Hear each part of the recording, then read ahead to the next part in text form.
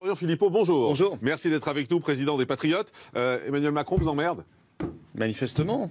Mais on va en reparler. On va en reparler. Mais c'était pour avoir votre première réaction là-dessus. Ouais, vous le vivez comment? Comment je le vis? Ça m'a pas empêché de dormir, mais je trouve ça extrêmement problématique, triste pour la fonction, triste pour la France, et extrêmement choquant, problématique et inadmissible de la part d'un président de la République. Florian Philippot. Moi, je suis toujours frappé de voir des macronistes, quand des éminences scientifiques parlent, dire c'est tout de suite irresponsable. Ça, c'est votre mot, le même mot d'ailleurs qu'Emmanuel Macron dans son interview. Écoutez, monsieur Raoult, il sait un peu plus que vous de quoi il parle. Il s'est beaucoup trompé. Pas tant que ça. Ah, beaucoup quand même. Non, pas tant que ça. Beaucoup. On peut revenir sur même les déclarations que vous venez de faire. Oui. C'est pas vrai. Hydroxychloroquine, plein de choses.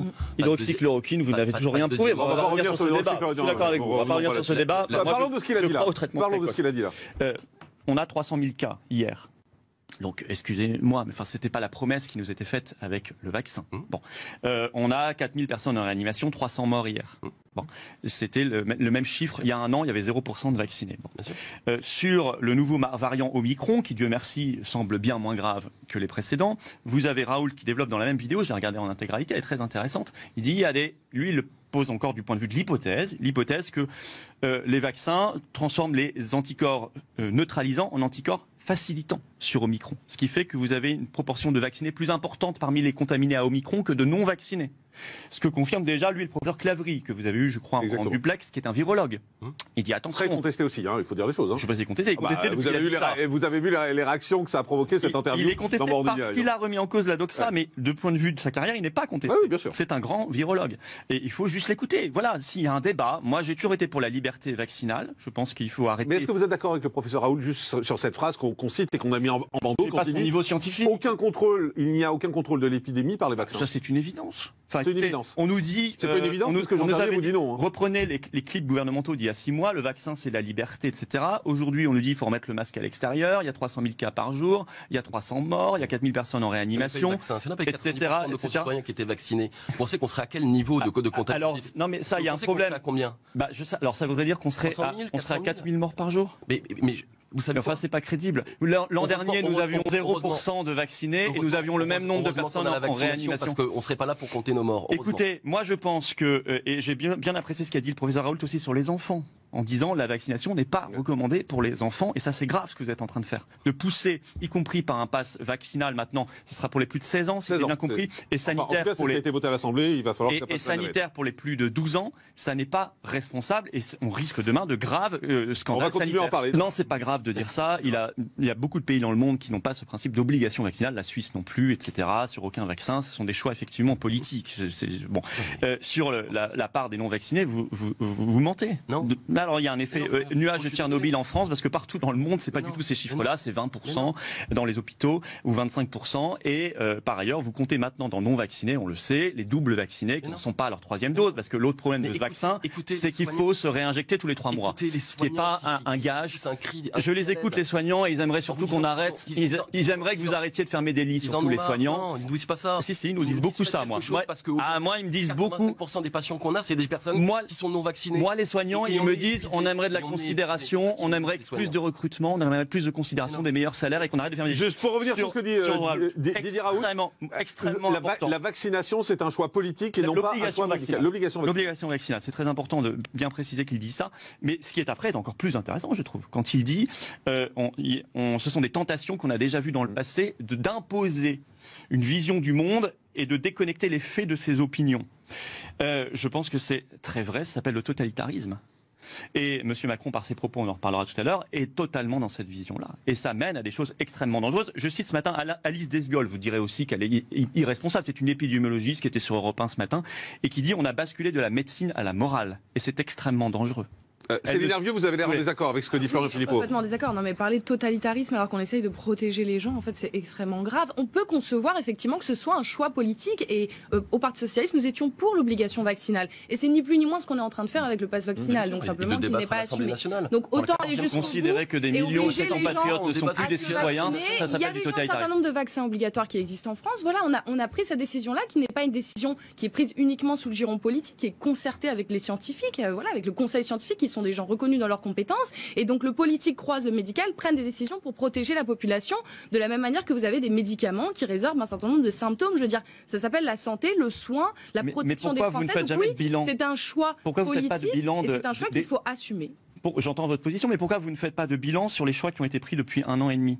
Qui nous mène aujourd'hui, où nous en sommes aujourd'hui à nous dire qu'il faut remettre le masque à l'extérieur, qu'il faut peut-être fermer les écoles, qu'il faut refaire peut-être des confinements, y compris dans des pays européens qui ont des passes sanitaires depuis des mois, qui sont en confinement et qui ont pourtant fait le choix du pass sanitaire et du tout vaccinal comme vous le faites.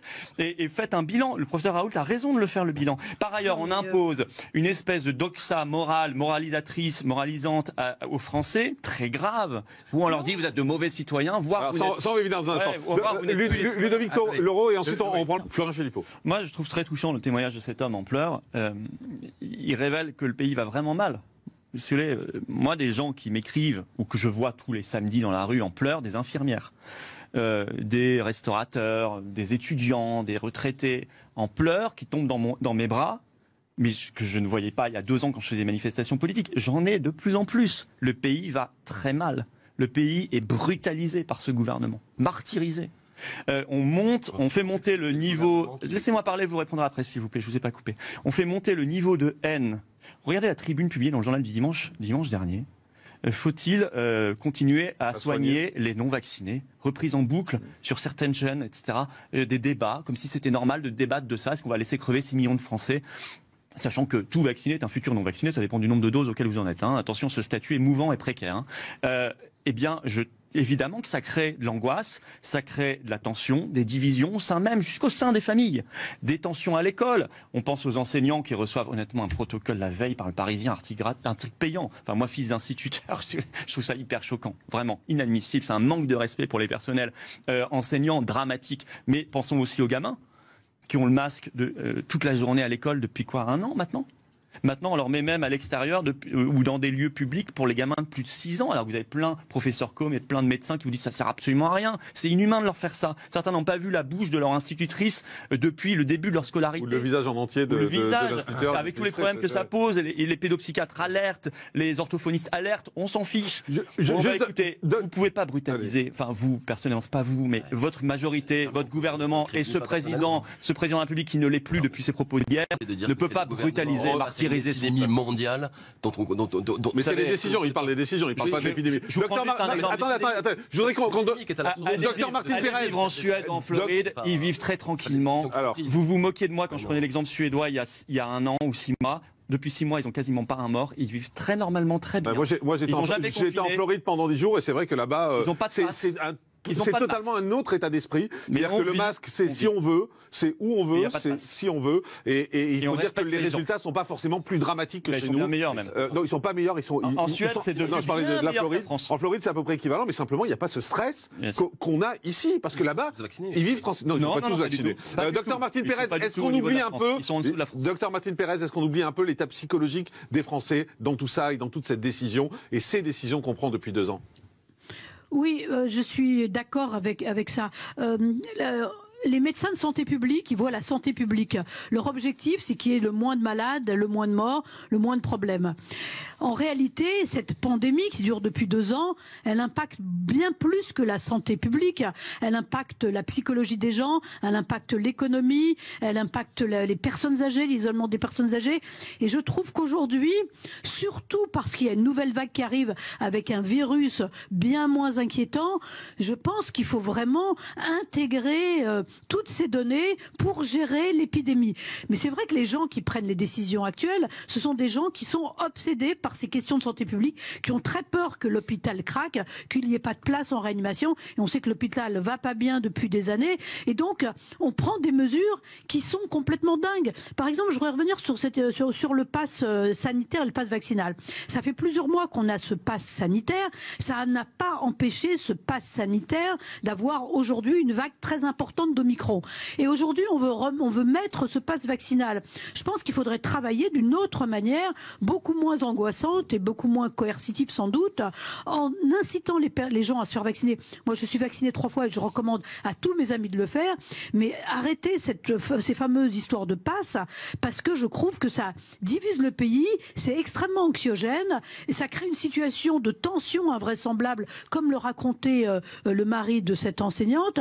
Et je trouve que c'est contre-productif au final. Je pense qu'il faut trouver des manières d'inciter la population, qui est déjà d'ailleurs très largement vaccinée. On a eu le pass sanitaire, on a eu une vaccination massive de la population et ça n'a pas empêché ce nouveau variant d'émerger et de tout chambouler à nouveau avec des mesures qui sont parfois contre-productives. J'entendais vous poser une question, docteur Martin Pérez. Aucun problème. Je voudrais quand même vous interpeller parce que vous semblez dire qu'aujourd'hui, ni le pass sanitaire, ni le pass vaccinal n'ont aujourd'hui au fond d'intérêt.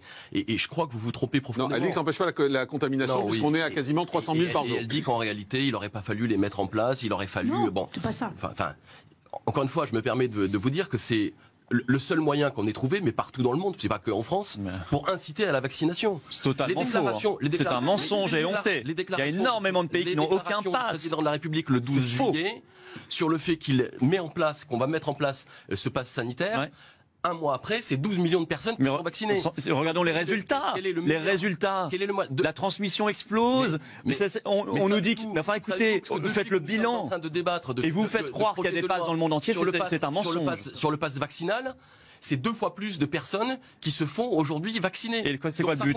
Mais c'est quoi le but quand le but de santé publique n'est pas là? C'est de faire du bénéfice pour Pfizer? C'est quoi le but? C'est de refourguer des doses que vous avez déjà achetées. Là, le professeur Clavry a raison. Et le pack sanitaire, c'est une incitation à la vaccination. Pourquoi l'Union européenne a acheté 6 milliards de doses déjà? On n'a pas trouvé d'autres moyens plus efficaces. Vous vous trompez, il y a beaucoup de pays dans le monde qui ont trouvé d'autres moyens. Pourquoi l'Union européenne a acheté 6 milliards de doses? 3 points. On ne va pas discuter des heures et des heures sur l'efficacité de la vaccination. On est tous d'accord pour dire que la vaccination est efficace. Est efficace sur les formes graves et n'empêche pas la transmission du virus. Mais on l'a tous la phrase, il ne faut pas la couper non plus. Parce que ce qu'on reproche, c'est qu'on la coupe aussi. Qui sont nombreuses. Oui, mais entre la balance bénéfices et risques, on est nettement au-dessus. Point final médicalement. Ça dépend des âges. Je vous parle. Ça dépend des âges, docteur. Je suis assez d'accord avec Florent Philippot. Attention à ça. Mais je vous parle de. On sait très bien comment ça. Florent Philippot, un mot. Bon, les tests, ça a coûté rien que pour le mois de décembre à la France 1 milliard d'euros. 1 milliard d'euros.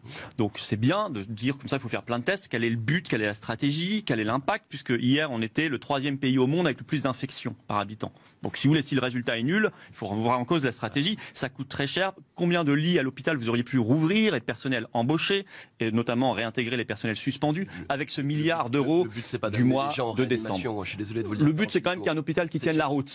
J'imagine que vous savez. Parce que c'est pas le but, c'est pas de fermer des lits. Et d'être en réanimation pour cause de Covid et les douleurs. Justement, donner des moyens à l'hôpital. Le but c'est pas d'amener les gens justement. Donc on fait quoi? On ferme tous les lits? On ferme tous les lits? Non, on ferme pas tous les lits. C'est quoi votre raisonnement? On incite à la vaccination pour éviter les formes graves. Non, éviter que les on ferme pas les lits comme vous le faites. 5700 fermés l'an dernier en pleine épidémie. Encore une fois, je vous le redis, les yeux dans les yeux. 85% des personnes qui sont aujourd'hui en réanimation, les 3600 personnes et les 20 000 personnes qui sont hospitalisées, 85% c'est des non vaccinés. Ou double vaccinés. Donc à un moment donné, ce que vous appelez non vaccinés, ce sont aussi les double vaccinés. Bien sûr que si, bien sûr que si, bien sûr que si. Bien sûr que si. Franchement. Mais même Monsieur Véran le dit. Écoutez, bon, je suis beaucoup plus en responsabilité que vous. 5 millions de non vaccinés. La question c'est quand est-ce ou en hospitalisation. Bien sûr. Enfin, franchement, notre système de santé, il ne supportera pas ça. Donc, surtout si vous fermez des hôpitaux et des services en permanence. Effectivement, il ne le supportera pas.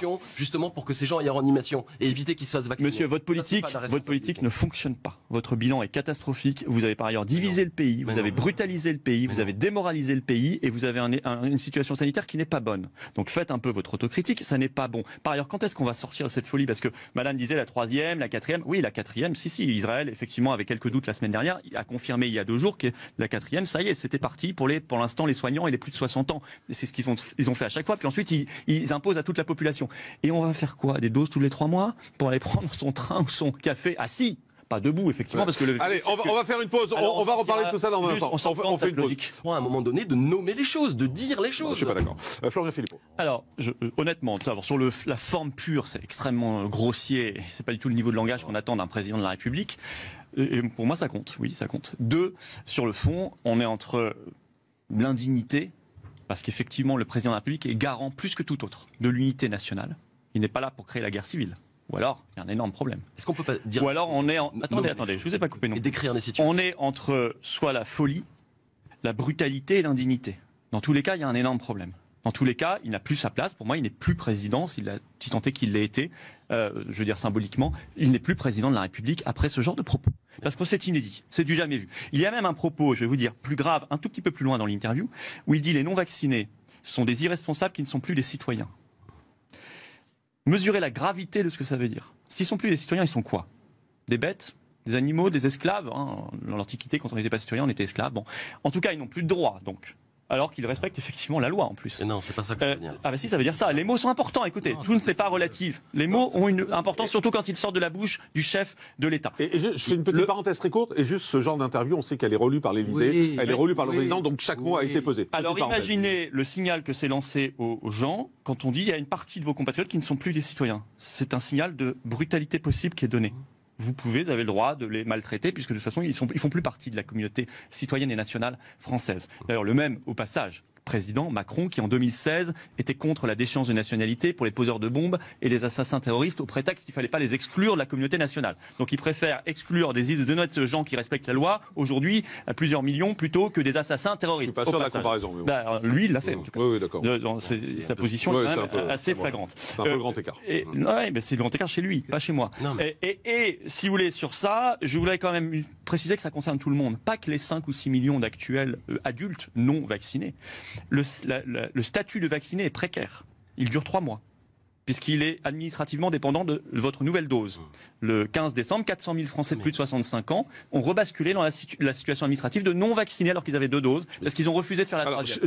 J'entends le réponse et c'est l'énervieux. Toute la communauté nationale. Je m'excuse de vous le dire, mais ce que veut dire le président par là, c'est qu'il y a une responsabilité collective des Françaises et des Français. Aujourd'hui, je suis sûr que vous ne cautionnez pas ça au fond de vous-même. Mais bien sûr que si. Non, je ne pense pas. On leur demande, on a demandé aux Françaises et aux Français de se faire vacciner pour qu'on puisse sortir de cette épidémie. Aujourd'hui, c'est plus de 9 Français sur 10. Ça sert à rien d'avoir une politique de bouc émissaire. Qui en responsabilité. La situation n'est pas liée aux non-vaccinés, vous le savez très bien. Qu'est-ce qu'on constate? Mais pourquoi on leur demande de se faire vacciner? À Gibraltar, il y a 100% de vaccinés et il y a une explosion de l'épidémie. Aujourd'hui, tout ça, c'est bidon. Il y a des reports des opérations parce que vous avez fermé des lits, monsieur. Non, mais ça, on va pas repartir là-dessus. Je voudrais qu'on reste sur les mots du président. Restons sur les mots du président. La politique du bouc émissaire, elle est très lourde et très grave de conséquences. Est embolisée par les non-vaccinés. Et à un moment donné, si on peut pas dire les choses, faut faire quoi? Les si tuer? le président de la République faut les tuer.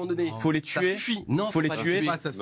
S'ils ne sont plus citoyens, mais s'ils ne servent à rien. C'est à un moment donné d'appeler à la responsabilité.